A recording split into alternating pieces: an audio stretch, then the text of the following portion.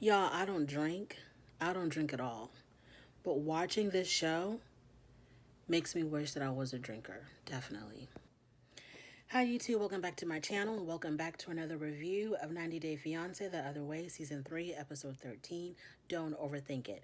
So we start off with Alina and Steven. They go to get the paperwork started for their marriage.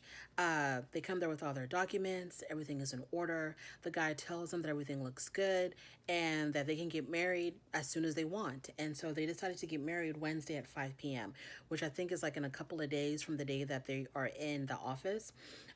Steven still feels like it's going too fast. He feels like it's, really rushed. He talks about how they haven't been baptized yet, so on and so forth. So we'll see if he's actually going to go through it. But, everything is good to go. Then we see Alina wedding dress shopping. And just about everything she tried on, I felt like she looked really nice in. She does decide on a dress that is very untraditional. It's a red dress. And I don't know if it's like a traditional Turkish wedding dress because it looks very cultural, like it's a representative of some culture. But she says that she's going to go with that dress because it's very untraditional. And her whole love affair with Steven has been untraditional. The way they met and how they're getting married and the whole process of whatever they're going through to get married is very untraditional. So she's like, you know what? What better dress to have than a dress that's very untraditional? Later on, she FaceTimes with her mother, and the mother is not happy at all. The mother says, it's moving too fast. This is just, not it at all. The mom is like, I don't understand why you're going through with this. She tells her daughter, Steven, can't you just get her? She's like trying to open up her daughter's eyes. Like, look, don't you see that this guy is not a good fit for you? He broke one of his own commandments. He talks about how his religion is so important. He wants everybody to convert to Mormonism, but he can't even follow his own religion. He's lied to you. He's cheated on you. She's like, girl, pack your bags and come back to Russia and stop these shenanigans right now. And Alina's like, no, I love him and I'm going to go through with this because I love him. I really want to know what Alina sees in Steven. I wish that she could make a list and list 5 things about Steven that would make any woman want to marry him, because he's like a frat boy. He's like a college kid. He's like so immature and so silly and so he's like a little boy. I mean, she's always having to like calm him down and control him and make him behave. Like, Alina, what do you see in this guy? Please tell us. Please give us not even 5. Give me 3 good reasons of why Steven would make a great husband. Moving on to Ariela and Biniyam. So the mother has left, and Biniyam had said that he really enjoyed his mother-in-law's visit because I think that Janice did a good job in appearing to be fair with whatever issues that Biniyam and Ariela were having. She didn't just automatically, she did side with her daughter, but she didn't make it like blatantly obvious that she was siding with her daughter 100%. She could, because she gave Biniyam an opportunity to give his side of the story when she went off with him for them to talk, just the two of them away from Ariela, and she wanted to get the full story from Biniyam himself. And she believed him. Whatever he told her, she actually believed him. And I like that because I think Biniyam, in any type of in-law situation, it's good for the people involved in the relationship to feel like they're getting support from their in-laws, and it's not so, like one-sided, like anything, you know what I mean. So I really appreciate Janice taking the time to talk to him and to get his side of the story. And I give her kudos for believing him because that made it better for Ariela. And, she wants this relationship to work. She supports this relationship. And so, she gets, major points from me on that. So then they're celebrating their son's birthday and they decide to have a camel ride. And my heart nearly stopped beating when I saw them take that baby up on that huge animal, that camel. I was shocked that Ariela would even allow this because Ariela won't even let the baby go anywhere without a car seat. So I was shocked that she was going to be on this humongous animal with her baby, and there's like no straps, no seats, no nothing. And this is still an animal. I don't care how trained it is. This is still an animal and reacts on instinct. So if anything would have spooked that camel, the baby would have been flying out of here. And I'm just shocked that she allowed that to happen, because my heart was like pounding when I saw them on that camel with the baby. And so after that, they decide to go and talk. And while they're talking, the baby had, let me stop being like a Karen here with the baby and the beads in the mouth and all of that. So they're talking, and Ariela says that her plan basically is to go back to America. And that's what she wants to do. And she's already started the K-1 visa process. Now, Biniyam says that, you know what, he's okay with that because he wants to keep his family together. And if it means going to America, fine, he'll do that. He's not going to fight it. But he says he's not going to live in America permanently. And he said that he's still expecting to visit Ethiopia often. He wants to travel back and forth. And I'm just like, you better have a very good job, Biniyam, if you want to be traveling back and forth often between America and Ethiopia. So then they talk to the attorney, the immigration lawyer, about the whole process. And the immigration lawyer tells them that they're going to have to go back to Ethiopia. And she basically encourages them to go back to Ethiopia together. It cannot be just Biniyam going there to the embassy himself to do the paperwork. So the immigration lawyer says that it's better for y'all to go together, because if you're there as a couple, it will increase the chances of them approving the paperwork. And then I think Biniyam said, but they don't allow foreigners in the embassy. And the lawyer said, well, even if they don't allow her inside the embassy, Ariela should still be there with you, so that when they ask you, you know, where is your fiance, instead of you telling them, oh, she's just not here, you'll tell them, oh, she's just outside. So, you know, if they have like this united front and she's there with him, it would help their chances in being approved. Now, Ariela doesn't like that at all. She doesn't want to have to go to Ethiopia. She says that Benny's shenanigans while she was gone just completely embarrassed her. She's so humiliated, and she doesn't want to face anybody in Ethiopia. And I'm like, what the hell did he do? He was having parties in your house. That's it. Okay, like, I don't understand what's going on. So she doesn't want to go back at all, but, you know, she knows that she has to. I don't know if she's really going to do it or not. I have no idea. And then the lawyer tells them that not only do you have to go there together, but you have to travel. You can't go there. No, the embassy will not allow anyone in the building if they've traveled within 14 days. So they have to get there, you know, kind of quickly. So because of COVID restrictions. So not only does she have to go with him, they have to get going quickly. And she wasn't expecting this at all. So then when I was watching this, I was thinking to myself, maybe her whole thing of getting him into Kenya was that when she dropped this bomb on him about moving to America, he wouldn't go to his family or his friends and have them convince him to not go. So she wanted to alienate him from his family so that when she tells him that she's going to take him back to America, he wouldn't have anybody in his ear convincing him otherwise. That Ariela is extremely conniving. That's what I think is going on. So, but now she kind of looks foolish because she has to go back to Ethiopia, then come back to Kenya, and then eventually go to America, when she could have just gone straight to Ethiopia, taking care of the paperwork there, and then go to America. So she added all this extra steps for no reason, because she's just like, she's so manipulative that she wanted to keep him away from his family and his friends. Moving on to Ellie and Victor. Ellie and Victor. So they had this huge blowout fight about money. She threw it in his face about, you know, I've given you money, I take care of you, you have no issues with money when you needed it from me, so on and so forth. Because he's trying to convince her, hey, we can still make life in Providencia without a beach bar, without whatever the plans were, we can still make it work here. And she's kind of like, look, you don't understand. The whole purpose of me coming here was to start a beach bar. Well, to be with him as well, but she was going to support herself by starting a beach bar. And so, Victor was like, you're so worried about the tourism, because, you know, with this hurricane, they're not going to get any tourism. So he's like, you know, you're so worried about the tourism as if you're not going to survive doing something else. We can survive without having the beach bar, without depending on tourism money. And I'm like, Victor, I don't know what you think is going on here, but Ellie did not come here, you know, to struggle. She came here to open up a beach bar and get those tourism dollars from those Europeans and the Americans and make a life for herself. She didn't come here, you know, to live this life of scratching and surviving good times with you. No, she came here to make money, live comfortably here in Providencia, to live a comfortable island life, not a struggling island life. So Victor, yes, you can try to, scrimp and hustle and do whatever you got to do to make it work, but that's not what she's here for. She doesn't want to have to hustle to try to make money. She doesn't want to have to try to, you know, struggle to survive. She wants the easy American money, the easy European money, to make it work here with her beach bar. So they are not on the same page with that. But then they go off, they have a walk, they talk about it, and they're back on the same page again. And she's like, I feel like you resent me because I was giving you money, and maybe you feel like, because I make more than you, or I'm the breadwinner, that you kind of resent me for that. And he's like, no, I don't resent you. I appreciate all the help that you've given me, but I just want you to understand that, you don't have to throw it in my face, and we can do something here besides the beach bar.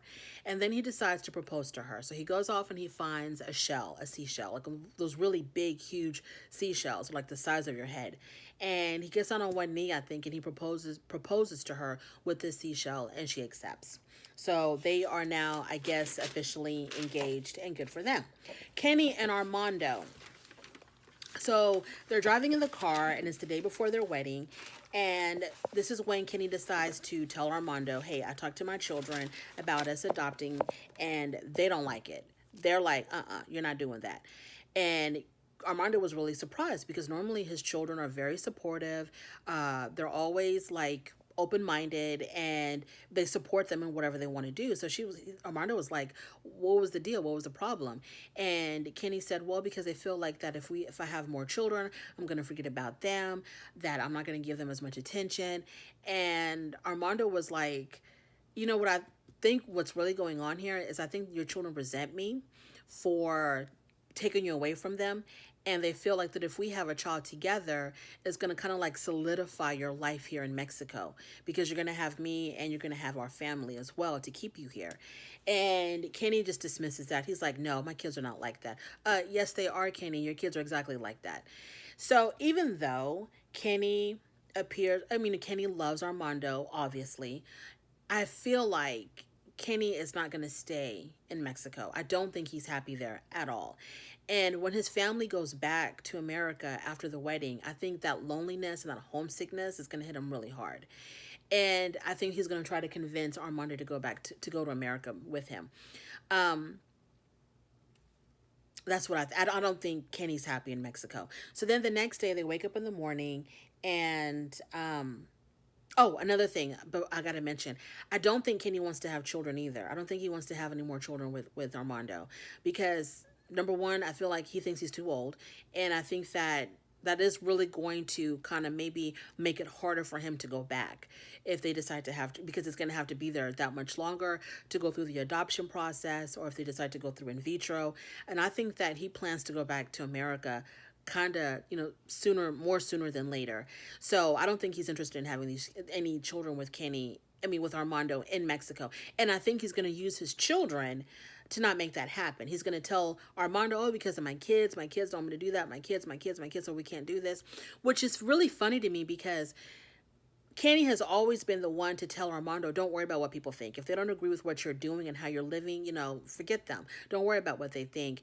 That's their problem. You do what you want to do. So I'm like, okay, if you really wanted to have children with Armando, Kenny, you would have children with Armando regardless of what your children thought. Because like you always say, hey, that's their problem. If they don't like it, that's their problem. That's not my problem. So you really don't want to have children with Armando, bottom line. The next day they wake up in the morning and they're talking in bed, and poor Armando, he's like so stressed out about having to kiss Kenny in front of his dad and his family. He's so stressed out about it.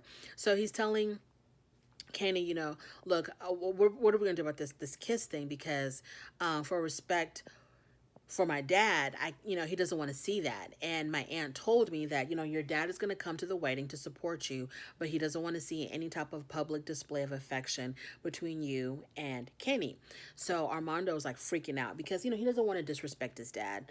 And he's very grateful that his dad is even coming to the wedding. So he wants to keep it really, copacetic between the two of them. So he's like, what are we going to do about the kiss and, the dance? And, we can't do this and that in front of my dad and in front of my family. And Kenny's like, I don't know what's going on with you, but you're putting way too much thought into this. It's not that big of a deal. Everybody knows when they come to a wedding that they're going to expect the bride and groom, or in this case, the groom and the groom, to kiss and to show some kind of, it's a wedding. We're going to show affection for each other because we love each other. So how can you come to a wedding and expect not to see that? You know, like you expect them to be 10 feet apart the whole night. So Kenny says, we're going to do whatever comes natural. Don't overthink it. You know, don't put too much thought into it. We're just going to do whatever comes natural. And then Armando's like, well, when we're doing our dance or the first dance together after we're married, and like, how am I going to hold you? Because I don't want to, if I hold you like this with my arms over your shoulders, and it's going to look like, I'm going to look like a bride. I'm going to look really feminine. I don't want that. Da, da, da, da. And Kenny once again is like, you're overthinking this. We're going to do whatever comes natural. So don't worry about it. Poor Armando, he's like stressing out so much. He's like, he's about to throw up. He's so nervous about it. And so they go on and on about that. And Kenny is trying to like relax him. I don't know how that's going to happen. But one thing that I do know for sure, I think this is going to be a very beautiful wedding. I cannot wait to see it. I think that any scene between Armando and his dad is going to probably bring me to tears. I don't know why. Whenever the two of them are together, I feel like crying. So yeah, I think it's going to be a fantastic wedding. I think it's going to be a very beautiful wedding. The scenery, the wine country of where they're at is absolutely breathtaking. So I cannot wait to see this wedding. Moving on to Evelyn and Corey. Corey's FaceTiming his brother, telling his brother, I need you here because I have nobody on my side of the family coming to my wedding. The brother's like, I don't think so. Whatever you got going on in Ecuador with Evelyn, I don't support it. I'm not there for it. Count me out. And so Corey's telling his brother, you know, I would have done it for you. I would have done anything for y'all. Why can't y'all do this one thing for me? Because I have nobody here for me. And the brother's like, well, you know, when you were here with Evelyn, how it was, okay? And you decided to go to Ecuador. You chose that woman over your own family. And we were really, really close. We were pretty tight. And you chose to go to Ecuador with that woman. So whatever you got going on over there, fine. I'll support you from afar. And so Corey is really brokenhearted about it because he's basically alienated his family over this woman, because when she was living with Corey and his family, she hated it. She didn't want to be in America. She absolutely hated America. Corey and his family kind of strike me as a type of family that's very proud of their country, very proud of being American. And then you have this woman living in your home who's just like, I hate it here. I hate this country. I want to go back to Ecuador. And when she was living with them, she alienated herself from his family. She always stayed in her room. She did not interact with them, didn't socialize with them. She was acting like too, high sedity to be around them. And so she was like, you know what? I don't like it here. I'm out. And then Corey went right behind her. So the brother told, and I thought the brother was going to give in and say, okay, you know what? Okay, fine, whatever. I'll show up. But the brother, when that conversation ended, he was like, yeah, I'm not coming. You can miss me with that. And the mother's not going to come either, because the mother just doesn't travel after Corey's father passed away. So he understands why his mother wouldn't show up, but he thought that maybe at least one of his brothers would appear, but nah. So then Corey goes to meet with Raul. Raul is a really good friend of Corey and also a really good friend of Evelyn. So he basically meets with Raul to tell him, you're not invited to the wedding. So Raul is like, what are you talking about? I've been friends with you for 7 years, friends with Evelyn for 10 years. What are you talking about? I'm not invited to the wedding. And he's like, when we went out, because I think after when him and Evelyn broke up, and he had nowhere to stay, he went to go stay with Raul. And Raul decided to bring two chicks with them to go meet with them, to go out to eat and go shopping or whatever. And then Raul was recording everything and he put it on his Instagram stories. And Evelyn saw. And Evelyn got really upset about that. And so Evelyn doesn't want him to come to the wedding. And so Corey was like, and I told you, don't put that on social media. And you did. And I got in trouble. So I can't invite you to my wedding. And Raul is like, that is crazy. Which it is crazy, because these women were not even dates. It might have looked like a date, but they weren't even dates. These women were already, spoken for by other men or something. They were already in a relationship with other people. It wasn't even like that, but because of Evelyn's jealousy, and jealousy is only means one thing: major insecurity. Evelyn comes off like she's so tough, like she's so strong, like she, nothing affects her. But then with Corey, she absolutely crumbles, and she's so insecure. She should have been like, I don't know. her jealousy, I don't know. Corey, you are in a world of hurt if you're going to decide to spend the rest of your life with Evelyn. Her jealousy is out of control. Her temper is out of control. She is very, very, very, very selfish because not only did his brother tell him Evelyn only thinks of herself and never of you, Raul told him Evelyn only thinks of herself and never thinks of you. And all these people are telling you the same thing, and you're still going to go through with this, Corey. Good luck with that. Moving on to Jenny and Sumit. So Jenny and Sumit are having morning tea outside, and Sumit tells Jenny that, his not tells Jenny, she already knows. He's telling us that his brother had a baby. The baby was born, and the family is celebrating at the temple. And he's invited, but not Jenny, because he talked to his parents about it, and they said, no, don't bring her. We are not ready for that yet. Baby steps, please. So he's going to go there by himself. And then Jenny says something about, well, since we're going to be married, you need to tell your parents that I'm going to have to be invited to some of these family functions because I will be a part of the family. And the look on Sumit's face, you can just tell that he's up to no good, that he's, conniving, and that he's got, like, Jenny, why don't you see... Do you see how this man is looking at you? He's looking at you like you're so stupid and you're so dumb that you can't figure anything out. Anyways, so he finally tells Jenny that he told the lawyer to not file the paperwork because he said he was so nervous. And he tells Jenny that marriage changes people. And I didn't find anything good in marriages in the past. And that Jenny needs to support him in his views on marriage. And Jenny is looking at him like she couldn't believe that he told the lawyer to not file the paperwork behind her back. Well, yeah, he did that. He definitely did that, Jenny. He did do that. He told the lawyer to not file the paperwork because he does not want to marry you. Okay, so then Jenny's like, well, he tells her, you need to support me on, the fears that I have, the anxiety that I have about getting married. You have to support me on that. And Jenny goes, well, what about you supporting me? What about all that I went through for you? How come I don't get any support for that? And then so Jenny says, you don't want to marry me. And then in his confessional, Sumit says, Jenny uses because she threatens him that she's going to go back to America. She's like, you know what? If you don't want to marry me, then I'm done. I'm going back to America. And he gets upset whenever she throws that in his face because it's like she's using that to control him, to manipulate him, to get him to do what she wants him to do by threatening to leave India. And he says that brings out the rebelliousness in him whenever she does that. And so then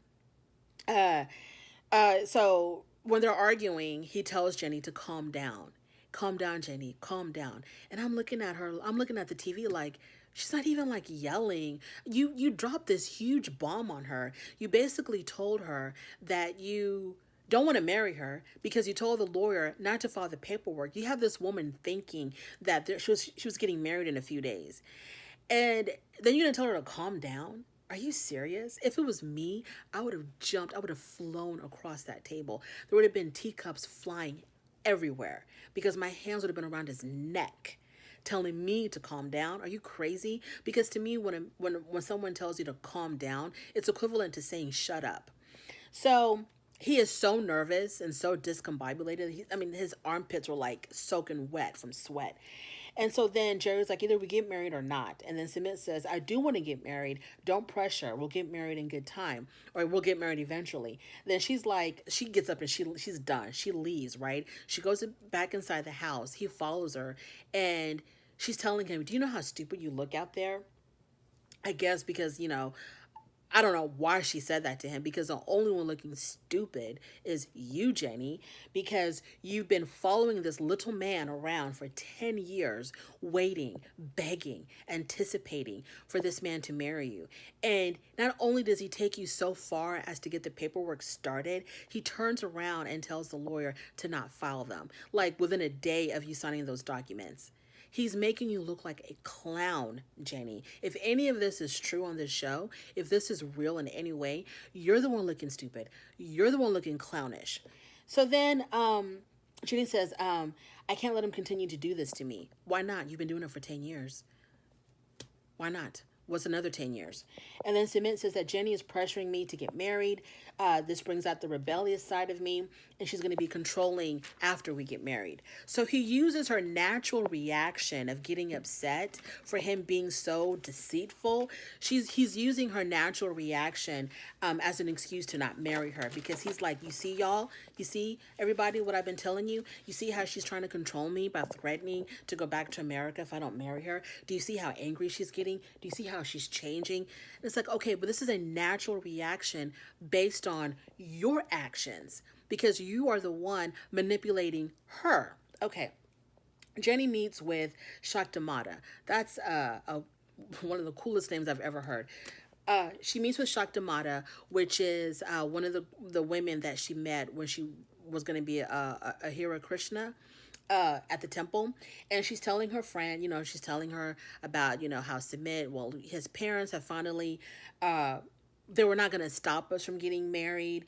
And the friend looked at her like, okay, you really don't understand Indian culture. When they tell you they're not going to stop you from getting married, there's like an ulterior motive to that. And then Jenny tells her friend that, Sumit is worried about getting married, and that Jenny will change after getting married. And the friend is like, girl, he's just stalling. He's just stalling. Jenny, wake up. Open your eyes. He's just trying to stall. He's not going to marry you. Well, in the next episode, it'll look like maybe they did get married.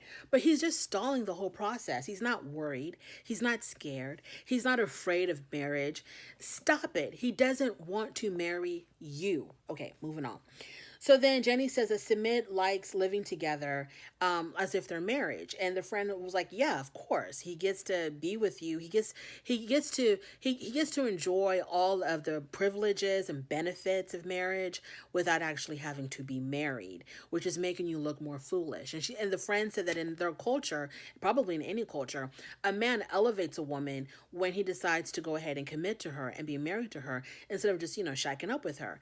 So he's not doing you any kind of favors by just living with you without getting married, especially in that particular culture.